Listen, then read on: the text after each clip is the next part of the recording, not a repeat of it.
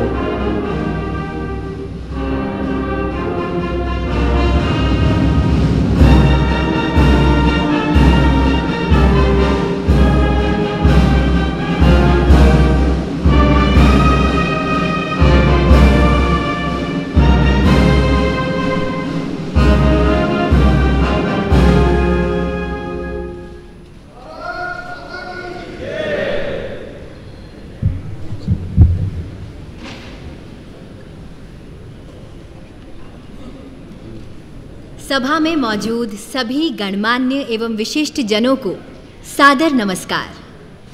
Farewell, विदाई, यह शब्द सुनते ही मन भर उठता है, लेकिन कर्तव्य पथ पर निरंतर अग्रसर रहने वालों के लिए यह जीवन की किताब का एक अहम पन्ना बन जाता है, जहां ठहराव नहीं, नया आरंभ होता है।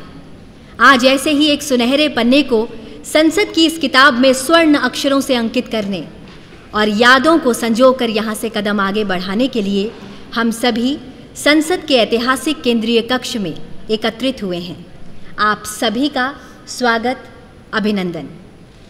अब मैं भारत के माननीय उपराष्ट्रपति जी एवं राज्यसभा के सभापति श्री एम वेंकैया नायडू जी से अनुरोध करती हूँ कि वे माननीय राष्ट्रपति जी का स्वागत करें।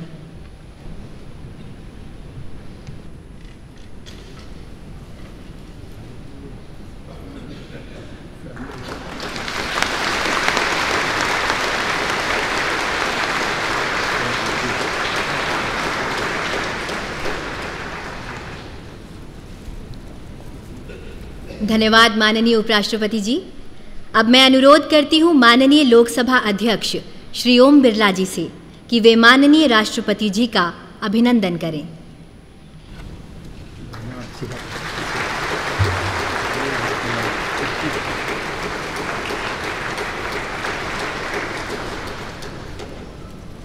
धन्यवाद मान्यवर।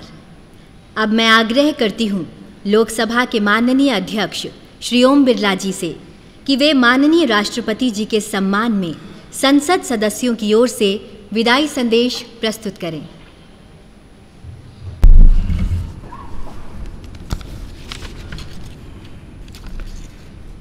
माननीय राष्ट्रपति जी, माननीय उपराष्ट्रपति जी, माननीय प्रधानमंत्री जी, माननीय मंत्रीगण, संसद के दोनों सदनों के माननीय सदस्यगण, अतिथिगण, माननीय राष्ट्रपति जी के प्रति हम सबके भावों की अभिव्यक्ति करने वाला एक सम्मान पत्र मैं अब आपके समक्ष पढ़ना चाहता हूँ।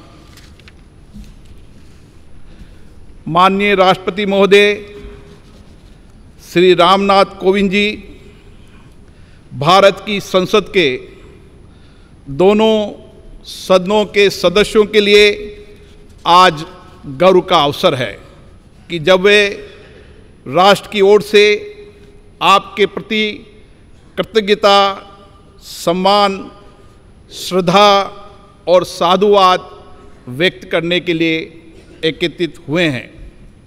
भारत गणराज्य के राष्ट्रपति के रूप में 5 वर्ष के कार्यकाल के दौरान आपने इस सर्वोच्च पद की गरिमा और शालीनता को नव उत्कर्ष प्रदान किया है।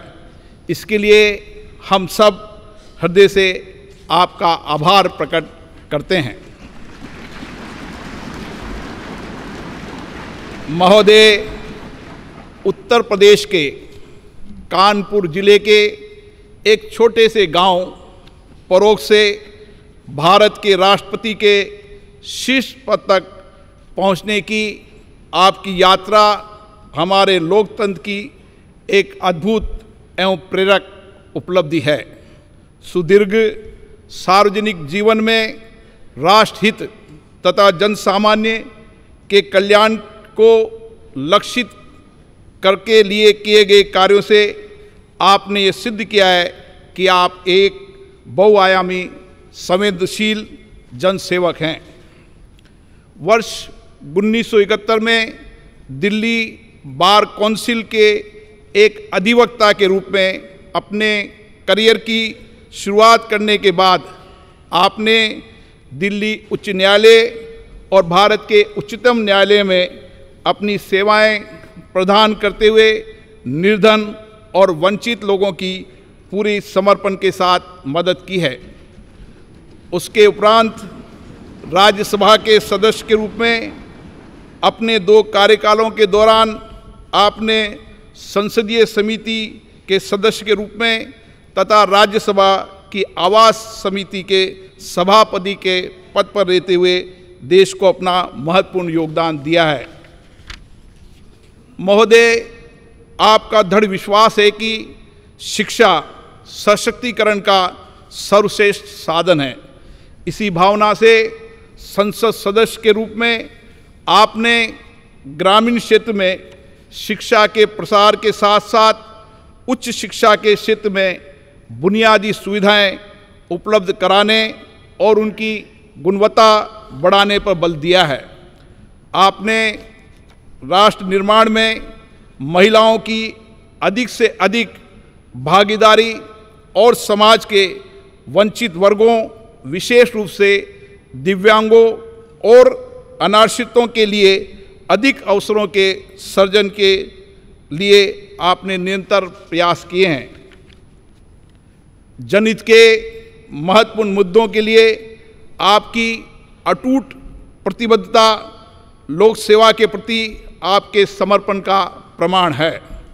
महोदय, वर्ष 2015 में बिहार के महामहिम राज्यपाल के पद पर आसीन होने के बाद आपने संवैधानिक मूल्यों को संरक्षित रखते हुए शांतिपूर्ण तरीकों से और संवाद के माध्यम से अनेक मुद्दों का समाधान किया, जिसके लिए एक स्वर से आपकी सराहना की गई। कुलाधिपति के रूप में अपने राज्य के विश्वविद्यालयों के क्रियाकलापों के सुधार के लिए निरंतर प्रयास किए गए।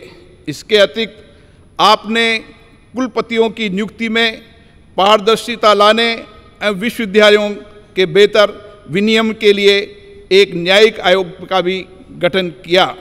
महोदय, जब आपको वर्ष 2017 में भारत गणराज्य के 14वें राष्ट्रपति के रूप में भारत के राष्ट्राध्यक्ष का दायित्व मिला, तो आपने अपने पद की अपेक्षाओं एवं चुनौतियों को गरिमा एवं विनम्रता से स्वीकारते हुए पदभार को ग्रहण किया। आपके विनम्र स्वभाव तथा कार्यशैली ने हम सभी सांसदों के मन में एक विशिष्ट स्थान बनाया है।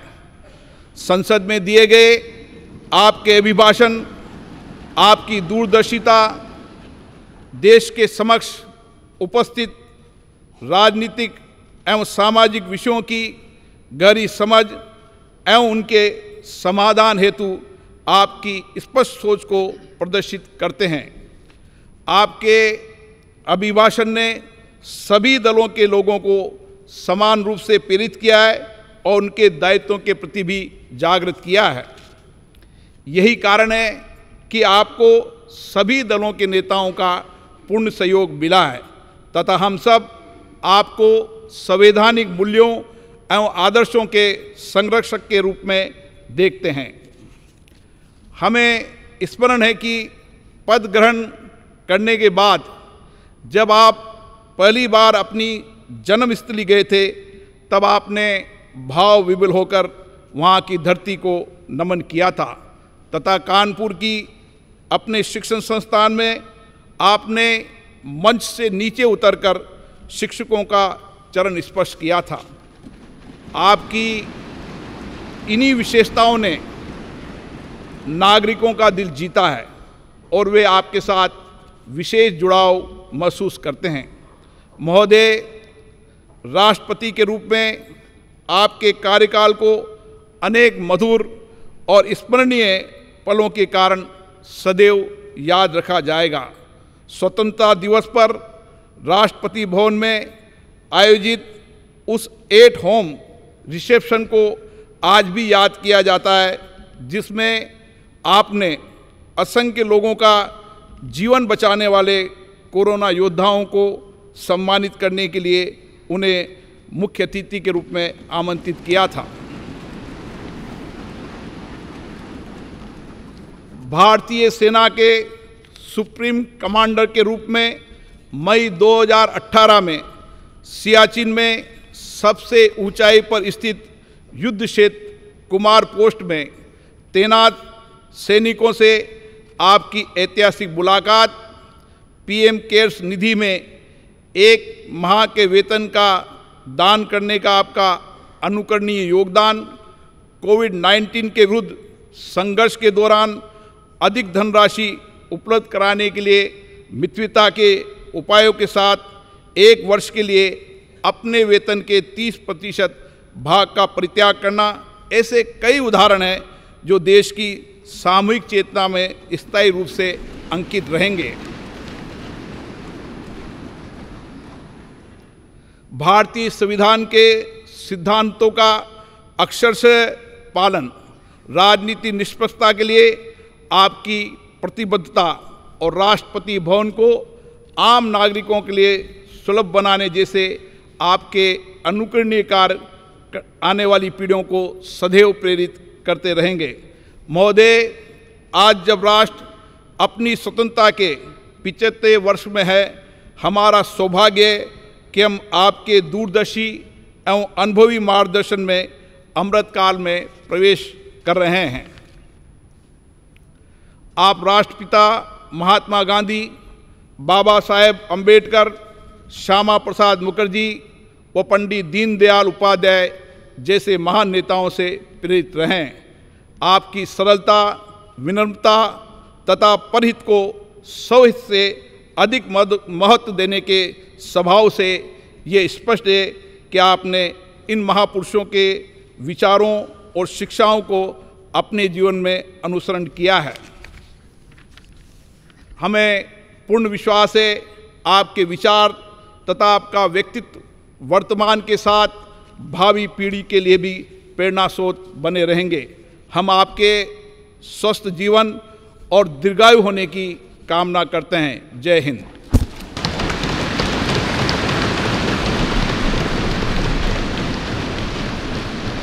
धन्यवाद माननीय लोकसभा अध्यक्ष जी। अब मैं आपसे अनुरोध करती हूं कि आप माननीय राष्ट्रपति जी को विदाई संदेश भेंट करें।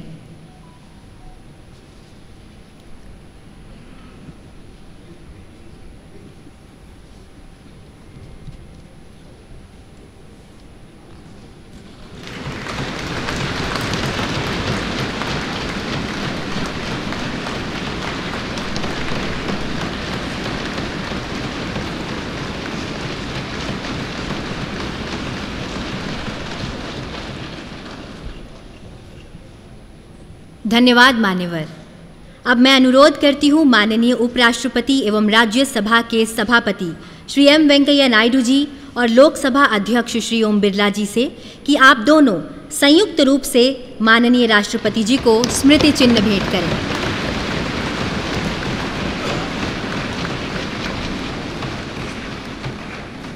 अब आप दोनों से अनुरोध है कि आप माननीय राष्ट्रपति जी को हस्ताक्षर पुस्तिका भेंट करें।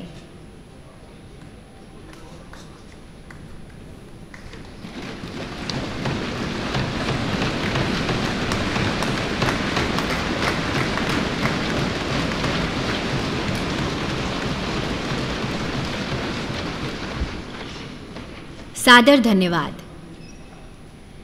अब मैं विनम्र निवेदन करती हूँ माननीय राष्ट्रपति जी से कि वे विशिष्ट जनों की सभा को संबोधित करें और हम सभी का मार्ग प्रशस्त करें।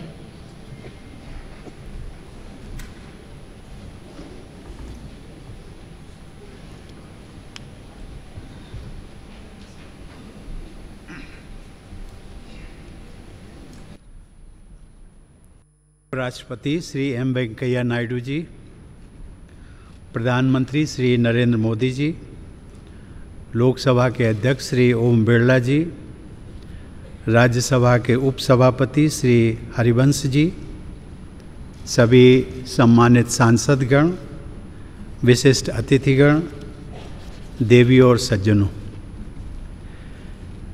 आज आप सबसे जब मैं विदा ले रहा हूँ तो मेरे हृदय में अनेक पुरानी स्मृतियाँ उमड़ रही हैं। इसी परिसर में,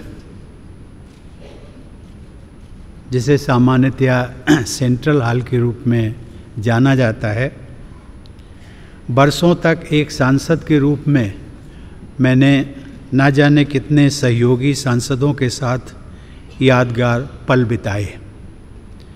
5 साल पहले इसी सेंट्रल हॉल में मैंने राष्ट्रपति के पद की शपथ ली थी। सांसद होने के नाते आप सभी का इस लोकतंत्र के मंदिर में एक प्रतिष्ठित स्थान है और मेरे हृदय में भी आप सबके लिए एक विशेष स्थान है और सदैव बना रहेगा।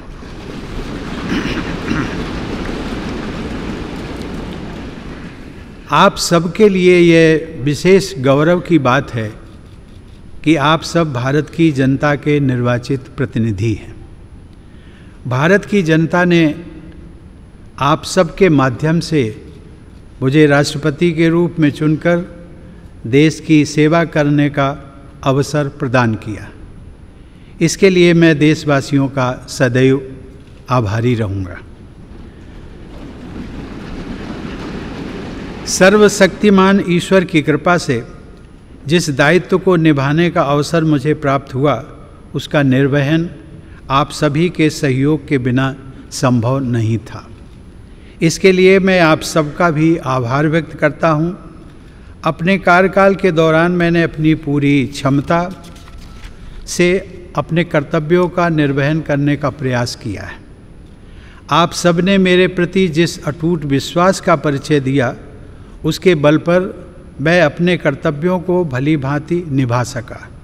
मेरे सभी पूर्ववर्ती राष्ट्रपति मेरे लिए प्रेरणा का स्रोत रहे हैं। माननीय सदस्यगण, राष्ट्रपति और सांसदगण उसी विकास पथ के सहयात्री हैं जो हमारे देश को प्रगति की उच्चतर उपलब्धियों की ओर ले जा रहा है। इस पथ को प्रशस्त करने वाली महान विभूतियों ने हमारे संविधान की रचना करके हमारी लोकतांत्रिक व्यवस्था की नींव रखी। यद्यपि संविधान सभा के सदस्यों को ही हमारे संविधान की रचना का श्रेय जाता है, लेकिन वह ऐतिहासिक कार्य उन्होंने भारत के लोगों के प्रतिनिधि के रूप में किया था। इसीलिए हमारा संविधान हम भारत के लोगों द्वारा अंगीकृत, अधिनियमित और आत्मार्पित किया गया। भारत के लोग ही अपने प्रतिनिधियों अर्थात आप सभी माननीय सांसदों के माध्यम से अपने गणतंत्र की यात्रा का मार्गदर्शन करते हैं। इसीलिए संसद को लोगों के तंत्र यानी लोकतंत्र का मंदिर भी कहा जाता है। देवियों और सज्जनों, हमारे संविधान के अनुच्छेद 79 के अनुसार संघ के लिए एक संसद होती है जो राष्ट्रपति और दोनों सदनों से मिलकर बनती है। इस संवैधानिक प्रावधान के अनुरूप अपनी भावना का समावेश करते हुए मैं राष्ट्रपति को संसदीय परिवार के अभिन्न अंग के रूप में देखता हूँ। जैसा कि किसी भी परिवार में होता है, संसद में भी कभी कभी मतभेद होते रहते हैं। आगे का रास्ता कैसे तय करना है, इस विषय पर विभिन्न दलों के विचार अलग अलग हो सकते हैं, लेकिन हम सब संसद रूपी परिवार के सदस्य हैं जिनकी सर्वोच्च प्राथमिकता है राष्ट्र रूपी विशाल संयुक्त परिवार के हित में निरंतर कार्य करते रहना। राजनीतिक प्रक्रियाएं राजनीतिक दलों के अपने तंत्रों के माध्यम से संचालित होती हैं, लेकिन पार्टियों को दलगत राजनीति से ऊपर उठना चाहिए और राष्ट्र सर्वोपरि की भावना से यह विचार करना चाहिए कि देशवासियों के विकास और कल्याण के लिए कौन कौन से कार्य आवश्यक हैं।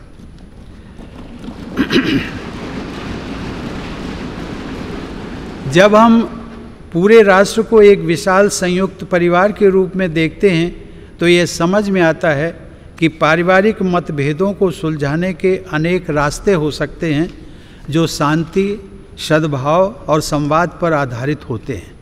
विरोध प्रकट करने के अनेक संवैधानिक रास्ते राजनीतिक दलों और नागरिकों को उपलब्ध हैं। राष्ट्रपिता महात्मा गांधी ने अपने उद्देश्यों को प्राप्त करने के लिए शांति और अहिंसा पर आधारित सत्याग्रह के अस्त्र का इस्तेमाल किया था, लेकिन वे दूसरे पक्ष का सम्मान भी करते थे।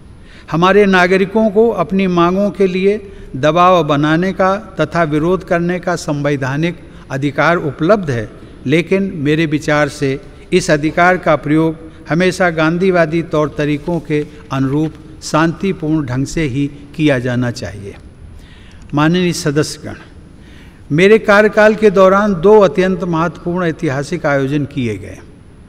राष्ट्रपिता महात्मा गांधी की 150वीं जयंती के उपलक्ष्य में अनेक यादगार समारोह पूरे देश में आयोजित किए गए। इस संदर्भ में मैं स्वच्छ भारत अभियान की परिवर्तनकारी उपलब्धियों का उल्लेख करना चाहूँगा।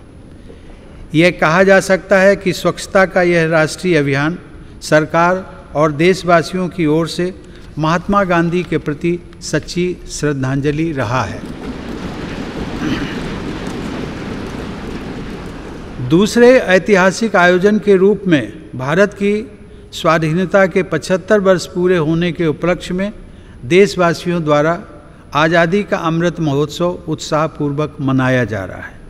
मैं इन दोनों ऐतिहासिक अवसरों से जुड़े अत्यंत प्रभावशाली आयोजनों के लिए देश की जनता व सरकार को बधाई देता हूँ। इन कार्यक्रमों में युवाओं से लेकर वयोवृद्ध नागरिकों तक सभी के द्वारा समान उत्साह के साथ भागीदारी और देश के गौरवशाली इतिहास से उनके जुड़ाव को देखकर मुझे हार्दिक प्रसन्नता हुई है। माननीय सदस्यगण, वर्ष 2020 में देखते देखते हमारी दुनिया बदल गई।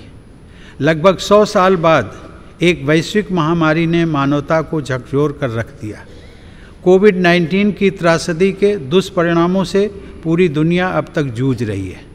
वर्तमान परिप्रेक्ष्य में हम सब यह आशा करते हैं कि पूरा विश्व समुदाय इस महामारी से भविष्य के लिए उपयोगी सबक हासिल करेगा। पहला सबक यह है कि मानव समाज ये भूलने लगा था कि वह प्रकृति का ही एक अभिन्न हिस्सा है। वास्तविकता ये है कि वह न तो प्रकृति से अलग है और न ही प्रकृति से ऊपर है। महामारी का प्रकोप कुछ हद तक पर्यावरण में हुए असंतुलन से भी जुड़ा है। पिछले 2 वर्षों की विभीषिका ने यह भी याद दिलाया है कि पूरी मानवता वास्तव में एक ही परिवार है और सभी का अस्तित्व आपसी सहयोग पर निर्भर करता है। कोविड का सामना करने में भारत के प्रयासों की विश्वव्यापी सराहना हुई है।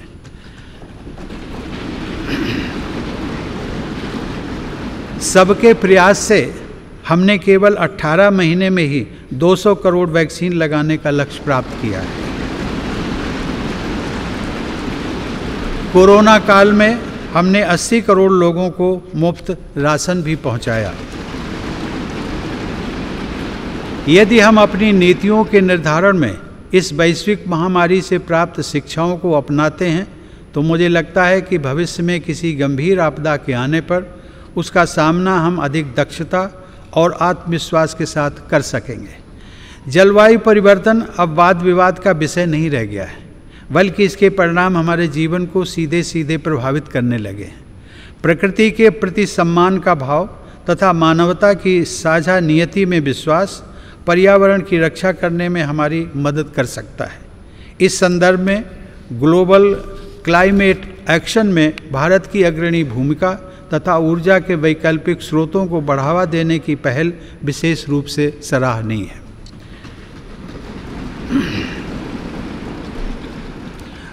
माननीय सदस्यगण, जब मैं जनसेवक के रूप में अपने और सरकार के प्रयासों के बारे में सोचता हूँ तथा अपनी पूरी पीढ़ी की ओर से विचार करता हूँ तो हमें यह स्वीकार करना पड़ता है कि समाज के हाशिए पर जीवन यापन करने वाले लोगों के जीवन स्तर को बेहतर बनाने के लिए हालांकि बहुत कुछ किया गया है, लेकिन अभी भी बहुत कुछ किया जाना बाकी है। हमारा देश धीरे धीरे ही सही लेकिन सधे हुए कदमों से डॉक्टर आम्बेडकर के सपनों को साकार करने की दिशा में आगे बढ़ रहा है। मैं मिट्टी से बने एक कच्चे घर में पला बढ़ा हूँ, लेकिन अब ऐसे बच्चों की संख्या बहुत कम हो गई है जिन्हें आज भी उन कच्चे घरों में रहना पड़ता है जिनमें छत से पानी टपकता हो। आज बड़ी तादाद में हमारे गरीब भाई बहनों के पास भी पक्के घर हैं। यह बदलाव काफ़ी हद तक सरकार के विशेष प्रयासों से संभव हो सका है। अब हमारी बहुत सी बेटियों और बहनों को पीने का पानी लाने के लिए मीलों पैदल नहीं चलना पड़ता है, क्योंकि हमारा प्रयास है कि हर घर नल से जल पहुँचे। हमने घर घर में टॉयलेट्स भी बनवाए हैं जो एक स्वच्छ और स्वस्थ भारत के निर्माण की नींव डाल रहे हैं। सूर्यास्त के बाद लालटेन या दिया जलाने की यादें भी पुरानी हो रही हैं, क्योंकि लगभग सभी गांवों तक बिजली का उजाला पहुंच गया है। जैसे जैसे हमारे देशवासियों की बुनियादी ज़रूरतें पूरी हो रही हैं, उनकी आकांक्षाओं में भी बदलाव आ रहा है। इस बदलाव का बड़ा रोचक एहसास पिछले महीने ही मैंने अपनी वृंदावन यात्रा के दौरान देखा, जब वहाँ एक वृद्धा आश्रम में रहने वाली एक महिला ने मुझसे हेलीकॉप्टर की सवारी कराने का अनुरोध किया। आज सामान्य देशवासियों के सपनों को उड़ान मिल रही है। यह बदलाव भेदभाव रहित सुशासन द्वारा ही संभव हो सका है। सामान्य जन के जीवन को बेहतर बनाने वाली ये समावेशी प्रगति बाबा साहब आम्बेडकर की परिकल्पना के सर्वथा अनुरूप है। महिलाओं में सशक्तिकरण की भावना को निरंतर मजबूत होते देखकर मुझे विशेष संतोष का अनुभव होता है। यह सशक्तिकरण युवा पीढ़ी की हमारी बेटियों को और आगे बढ़ा रहा है।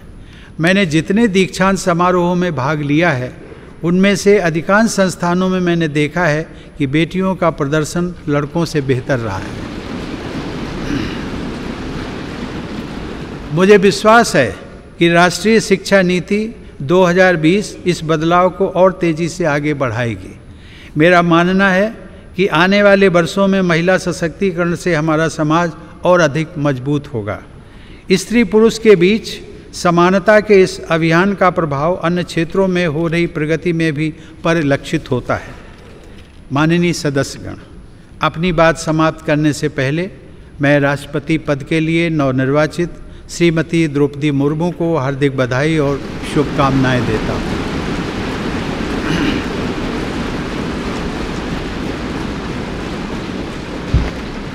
सर्वोच्च संवैधानिक पद पर उनका चुनाव महिला सशक्तिकरण को बढ़ाने के साथ साथ समाज के संघर्षशील लोगों में महत्वाकांक्षा का संचार करने वाला है।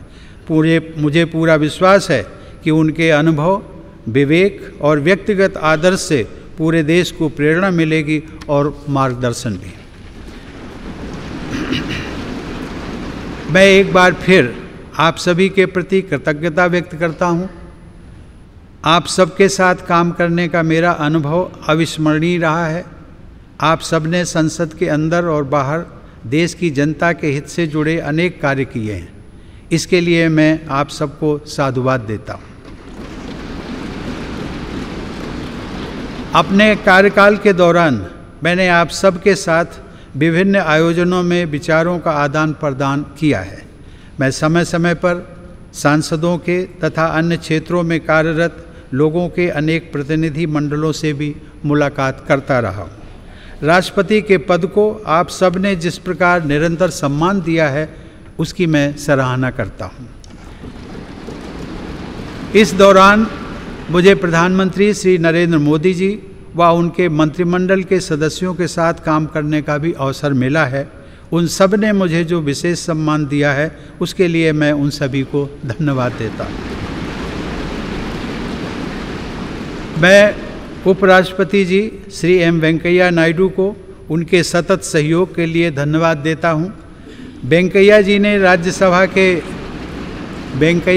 राज्यसभा के सभापति के रूप में और ओम बिरला जी ने लोकसभा के अध्यक्ष के रूप में जिस तरह संसद के कार्यकलापों को संचालित किया है तथा देश की महान संसदीय परंपराओं को आगे बढ़ाया है, उसके लिए आप दोनों बधाई और सराहना के पात्र हैं। मुझे राज्यों के राज्यपालों व मुख्यमंत्रियों तथा केंद्र शासित प्रदेशों के उपराज्यपालों व प्रशासकों से भी पूरा सहयोग मिलता रहा है। उन सबके प्रति भी मैं आभार व्यक्त करता हूँ। मुझे विश्वास है कि आप सभी सांसदगण, हमारे सभी देशवासियों, विशेष रूप से जो विकास यात्रा में पीछे रह गए हैं, उनकी सेवा करने के लिए हर संभव प्रयास करते रहेंगे। साथ ही आप सब हमारे महान संविधान के अनुरूप सर्वोच्च लोकतांत्रिक परंपराओं को और भी मजबूत बनाएंगे। मेरी शुभकामना है कि आप सब समाज व राष्ट्र को और अधिक मजबूत बनाने के अपने प्रयासों में सफलता प्राप्त करें। धन्यवाद। जय हिंद।